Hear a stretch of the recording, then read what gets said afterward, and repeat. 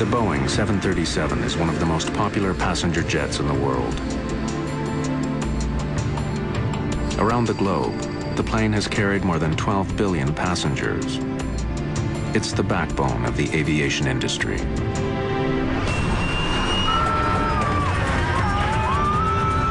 But in 1991, something happened on board a 737 that sent shudders through the world of aviation. Oh my Lord. A deadly crash has investigators scrambling. There was a time when I had doubts that we'd be able to solve it. It was like he was tracking a serial killer. The hunt for answers will take 10 long and grueling years. The fate of the airline industry hangs in the balance.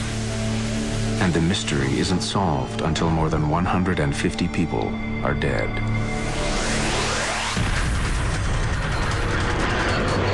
Mayday, mayday.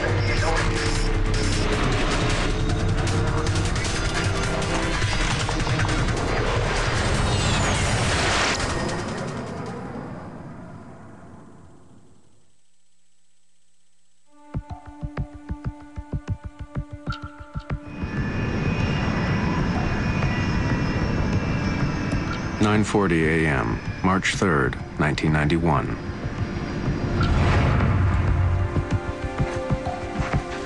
After a short 17-minute trip from Denver, United Airlines Flight 585 is on final approach into Colorado Springs.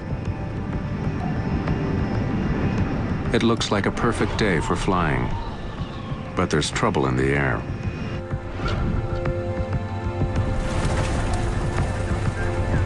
Nice looking day. Hard to believe the skies are unfriendly.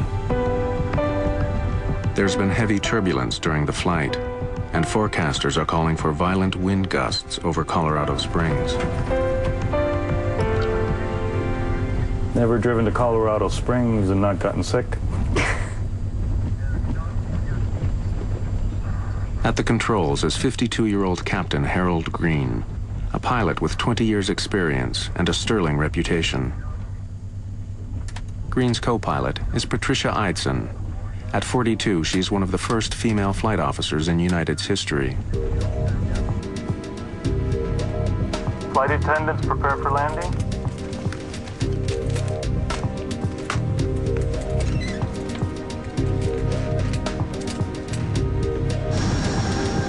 At Colorado Springs Municipal Airport, Air Traffic Controller James Rayfield is ready to bring Flight 585 in.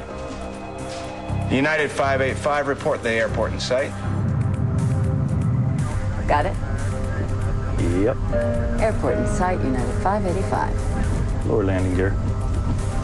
United 585 is cleared for a visual approach to runway 35.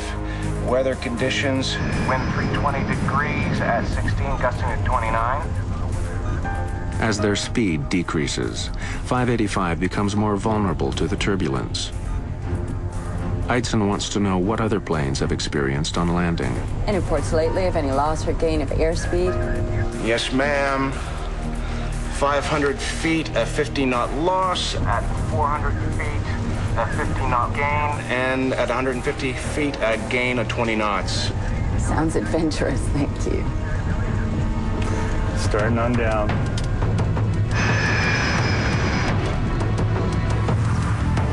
Less than 3 kilometers from the airport, retired policeman Harold Darnell is on his way to a local flea market. A kilometer above, Green and Eidson focus on keeping their speed constant as they descend. Wait, a 10-knot change here. Yeah, I know. Awful lot of power to hold that airspeed. As United 585 approaches the runway, Darnell feels something strange. Oh, what the heck was that? Out of nowhere, a powerful gust of wind strikes his vehicle, almost blowing him off the road. Another 10-knot gain. 3 flaps. From the control tower, James Rayfield can now see Flight 585's final approach. As the aircraft closes in on the airport, the ride gets even bumpier. Well, 4,000 feet.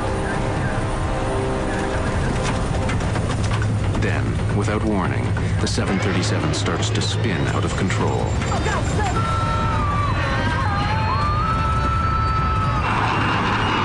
15 clocks! 15! Oh my God!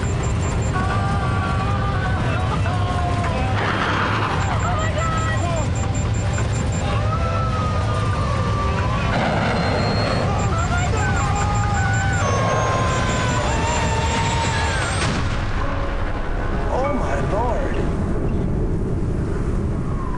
Crash! Crash!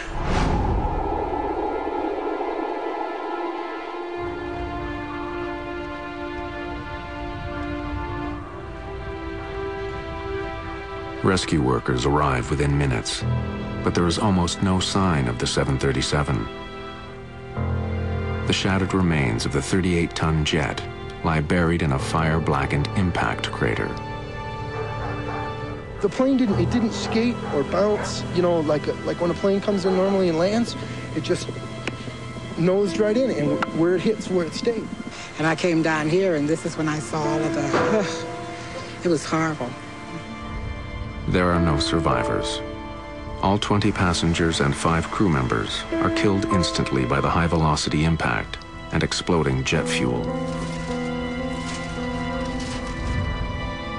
In 10 violent seconds, Colorado Springs has become the site of one of the most mysterious air crashes in aviation history.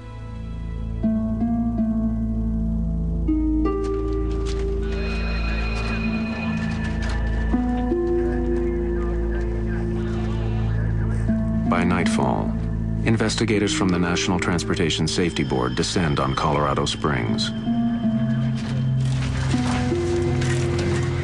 Known to insiders as tin kickers, NTSB investigators examine over 2,000 aviation accidents a year, at times by picking through the metal debris of fallen aircraft.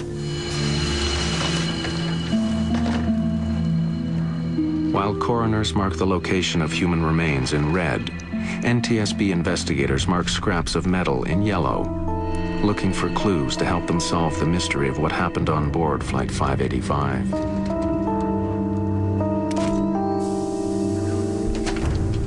Like investigating a mass murder, it's a tough job walking onto a crash site. Among the investigators assigned to the case is Malcolm Brenner, a specialist in human performance. His job will be to find out if the crash was caused by pilot error. The area was cordoned off by police, and there were Salvation Army trucks. I got a cup of coffee, a cup of hot chocolate or something, and I thanked them for it, and they said, "No, no, thank you." And they had this look in their eyes like, "My God, you have to go into this site." Clues to the fate of United 585 lie mangled in a deep black hole. The fuselage is crushed like an accordion in the impact crater. The rest of the plane is in pieces, spread over an area smaller than a football field, most of it twisted and burnt. There was a lot of fire damage. There had been a fire afterwards, and it was all contained in a relatively small area, which just initial impression, it can be a sign that the airplane was intact. If there was a mid-air explosion or something came off the airplane, you'd expect that to be a much larger site. My first sense that it was going to take some time to investigate the accident was the damage that we saw in the parts. When they're burnt and broken, the process always takes longer. But with their work just beginning, members of the NTSB have no clue that the case of United 585 will become the longest crash investigation in aviation history.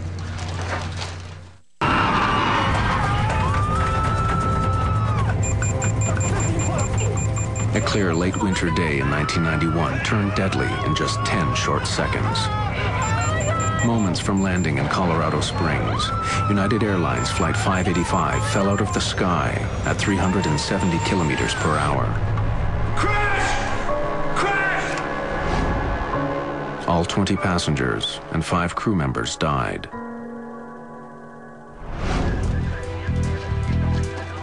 The National Transportation Safety